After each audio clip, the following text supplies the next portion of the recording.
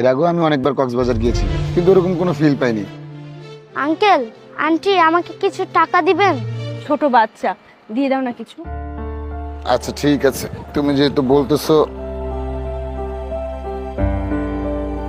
এই নাও। না আমি 20 টাকা নেব না, আমার 50,000 টাকা লাগবে। এই তোর মাথা ঠিক আছে? ভিক্ষা করতেছিস, তোকে 20 টাকা দিচ্ছি, এটাই তো বেশি। এখন আবার 50,000 টাকা দিতে হবে, শুনেছো? আঙ্কেল দেন না আমাকে 50,000 টাকা, আমার না খুব দরকার। এই ছেলে, তোমাকে তো টাকা দিচ্ছে তাই না? তুমি এখানে 50,000 টাকার কথা কেন বলছো? তোমাকে 20 টাকা ভিক্ষা দিচ্ছে, এটা নিয়ে চলে যাও। এই 50,000 টাকা দিয়ে তুই কি করবি বল?